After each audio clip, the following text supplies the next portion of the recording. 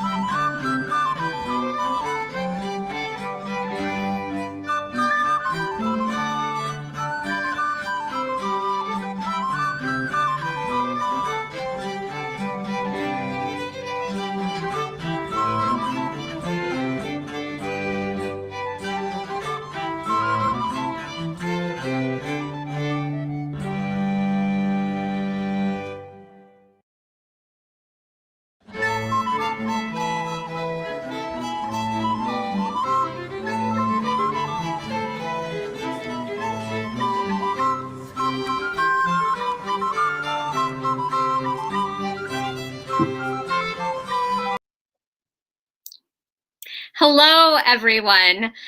Welcome to the 2020 Christmas Revels and Merry Christmas Eve.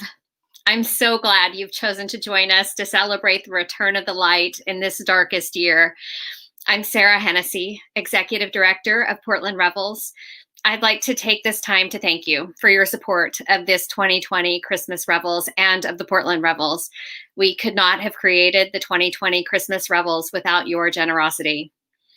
I'd also like to thank the Wan Young Trust, Kinsman Foundation, Ronnie LaCroute, Autzen Foundation, Fred W. Fields Fund of the Oregon Community Foundation, and Southwest Family Physicians and Oregon Medical Weight Loss and Wellness.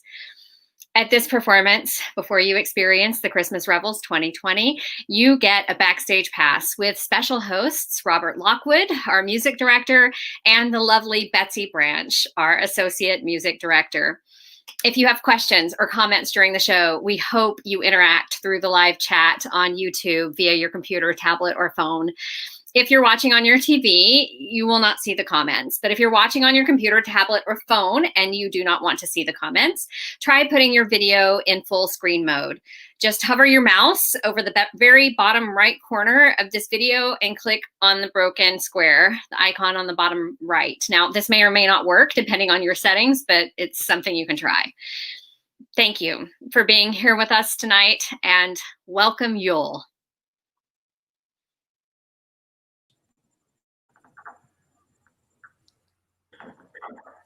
Welcome to our very Revels on Christmas Eve. Thank you for helping us bring back the light tonight. Christmas Eve is also the 100th anniversary of the birth of Langstaff, who founded the Revels 50 years ago. So it was adamant that music should be the foundation of every Revels show, and our 2020 Revels is no exception. There are 27 different pieces this year's show. Instrumental music from the Portland Quintet, children's music, band, lots and lots of music. And we'd like to dedicate tonight's performance to Jack. His inspiration continues to guide us every year. Now, more about this year's music. As always, we have several opportunities for you to sing with us, and I'll go over those before the show begins in a little bit.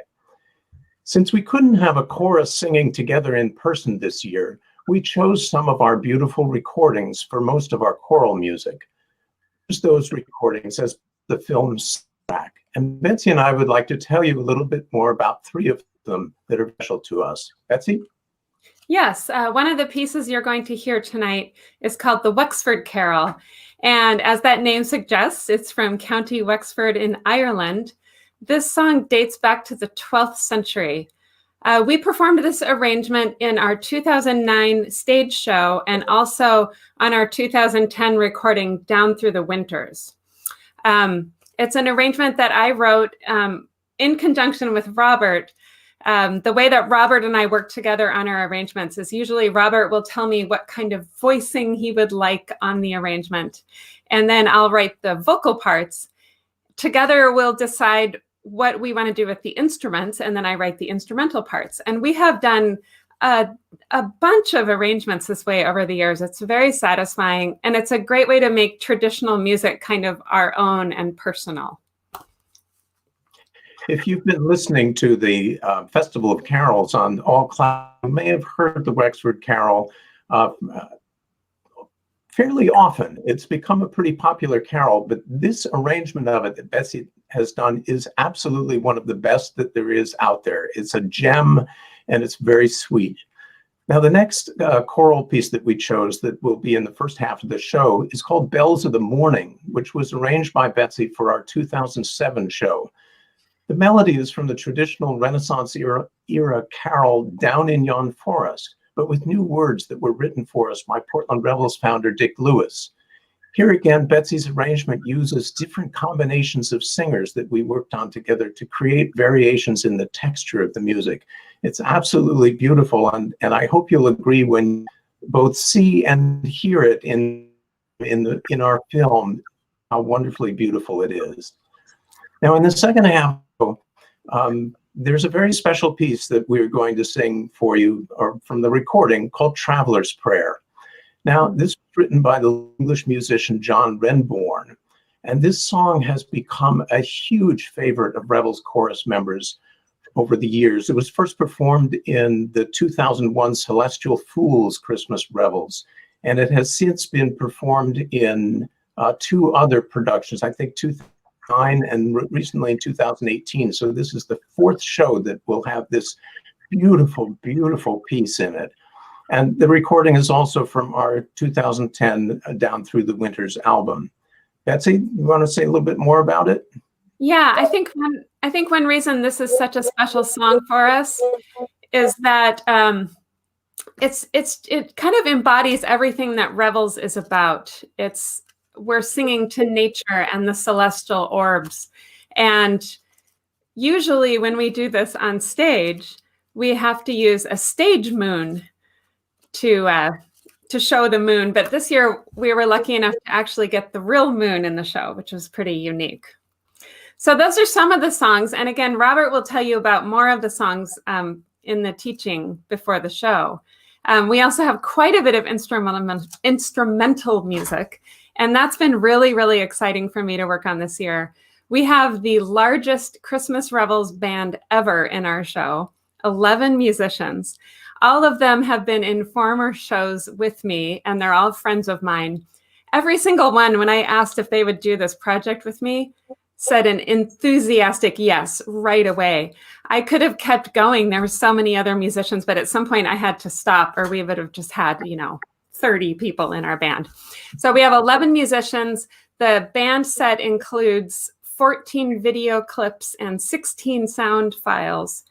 We each recorded a traditional Appalachian tune separately, and then we sent all the sound files to my friend Bill Tomchak, who you'll see in the video playing saxophone and clarinet. And Bill did a sound mix for us. We did quite a bit of back and forth. And then we sent the sound mix to Gary Lundgren, who is our film director, and he made the film part of that. And it's just been a little burst of joy for me all fall to have all these glorious musicians playing this tune with me. I'm so grateful to all of them. The only musician who came onto the set with me was Kevin Burke. We filmed in Corbett, Oregon, which for those of you from not around here is up the Columbia River Gorge, and it's absolutely gorgeous.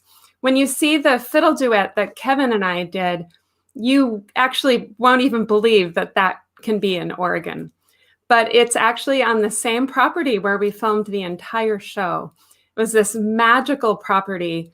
And we are very grateful to Dennis and Cynthia for allowing us to film there.